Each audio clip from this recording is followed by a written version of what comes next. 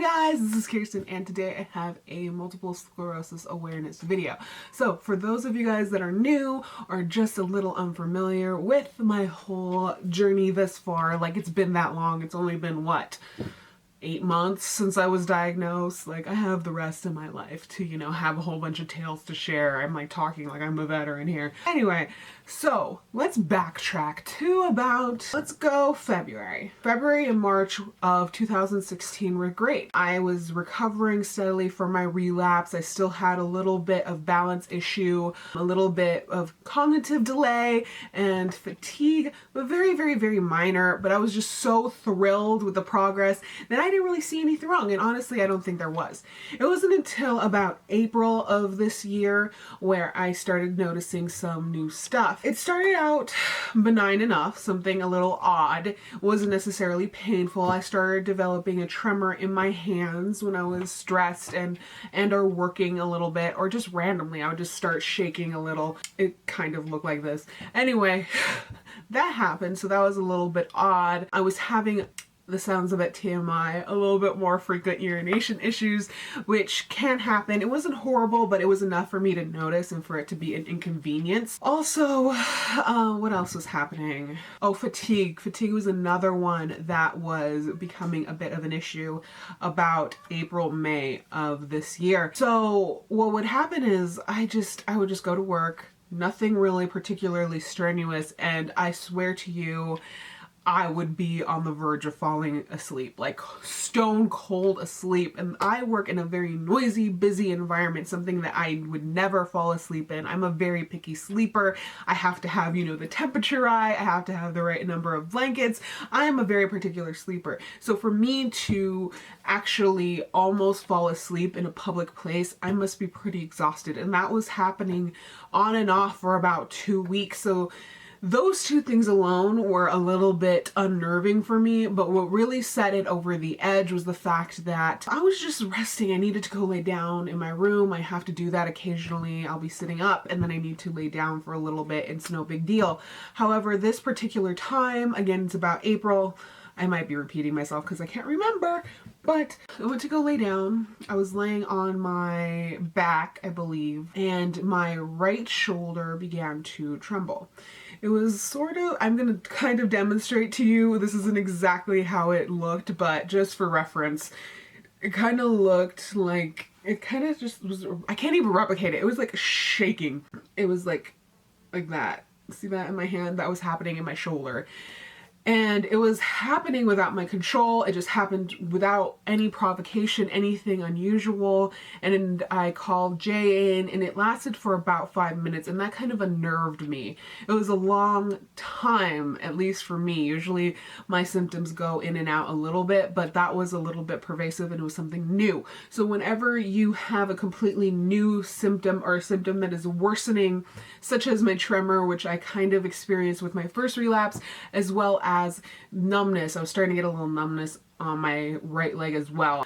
But since those are kind of coming back and that new symptom, I contacted my neurologist and we were talking online till we finally scheduled an appointment, and I had to go in, of course, for an MRI just to see what was going on in my head. But we all know how MRIs go. You have to wait to schedule it, you have to wait for the results, and then you have to wait for the consult. So there was a lot of waiting in between then. But between that waiting, she kind of left me with a little bit of thought. She did state that it was a type of seizure, and she would know more once the MRI came back. So of course you hear the word seizure and I was a little bit alarmed, more than a little bit alarmed.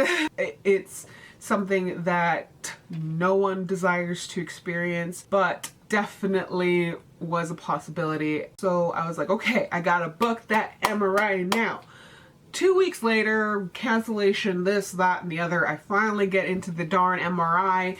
Good, great. It's a horrible experience. I don't recommend it if you don't need it, but if you need it, just do it. And if they offer you meds and you absolutely have to, it's better than having a claustrophobic attack, because if you can't sit still, take the meds. Otherwise it's going to take twice as long. You'll probably freak out like 100 times more.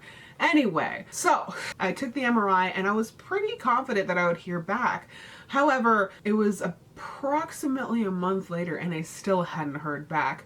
Jay's trying to reassure me in the meantime that if you don't hear from someone, it's a good thing, you know, doctors will alert you immediately if something is wrong. However, it's still that anxiety. I'm sure you guys have been there when you have some sort of doctor results, a medical result that you're waiting, and sure, you're, you know, logically, you're probably okay if they're not calling you, but you still want to hear it from the doctor. You still want to hear the words, you're okay, or it's not really something to be concerned about. So being impatient, I emailed like 2 different people to finally get a hold of the lady, and I got a simple response: your MRI results look better.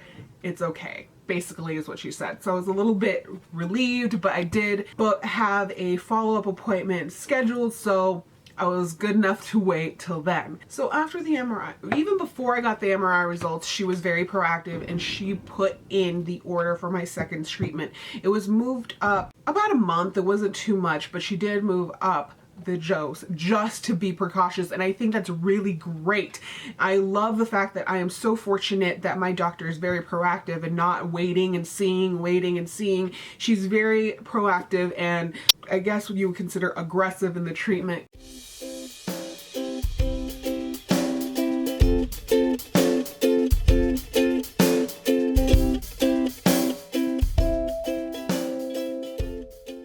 And we come to the present day.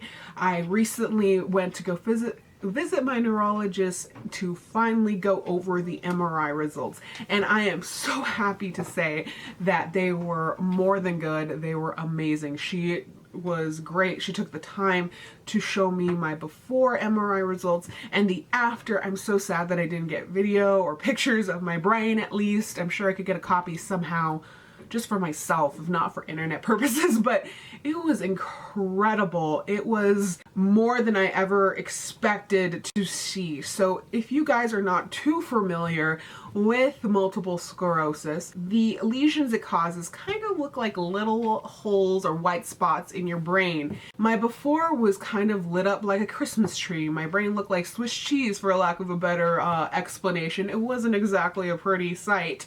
However, within the last 8 months after my second treatment, my brain looks pristine compared to what it was. All my lesions have disappeared, if not shrunk dramatically. I mean, at least no less than 50%, even in my biggest lesion. I would say my biggest lesion was about, I'm not a doctor, I'm not a specialist, so I could be off by my guesstimation, but it looked about the size of, no, that's too big. I would say at least a golf ball. At least the size of a golf ball in my noggin. So, and it shrunk down to a dime. That's really a lot of progress for a few months. I'm just so thrilled. I couldn't imagine anything better. I am so grateful. I am so fortunate. I'm so fortunate. I think in large part it has to do with the support that I have received from my family, my friends, my medical team, and the fact that I am so lucky that it was caught soon enough and that my healthcare provider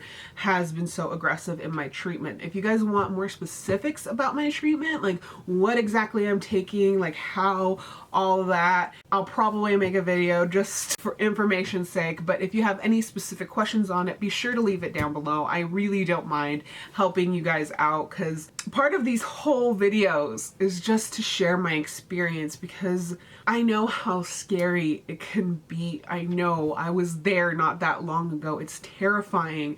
And you hear from all these sources and you read things, and you know that you're going to be in a wheelchair, and you're going to be this and you're going to that and this and that and the other, and I have no idea.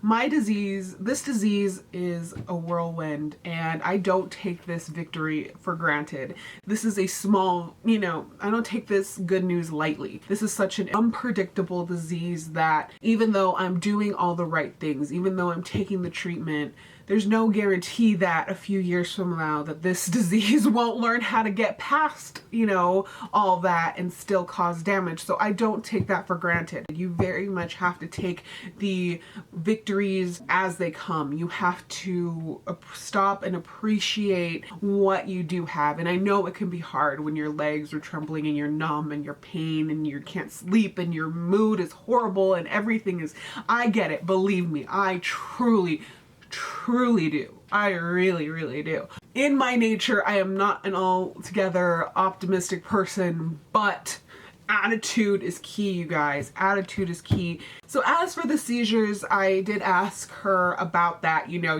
I kind of want to address the seizure thing. It's a big thing. I asked her after she showed me the results and everything, and she said that it was probably as a result of some lesion activity causes swelling. So the swelling aggravated something in my brain, resulting in a seizure. And since I only had that one incident before my treatment, and I did have another shoulder tremor about a week or 2 weeks after my second infusion. But since I only had two, pretty much it's not to worry, not to, you know, let it consume me. It's very unlikely that I'm going to have it again. And she said not to worry too much. As my body heals itself and as it all settles down, it will, hopefully, I won't have to experience that. Thank gosh, thank goodness, because no one wants to be on seizure medications. No one wants to be on any sort of medications unless they had to. And I'm so grateful that that is one that I do not have to take. Thank goodness. And thank you guys. You guys have been very supportive about any of these videos that I make. And I'm so happy to hear from you guys. As usual, if you guys have any questions, comments, or concerns, please leave them down below and I will get back to them as soon as possible. Bye!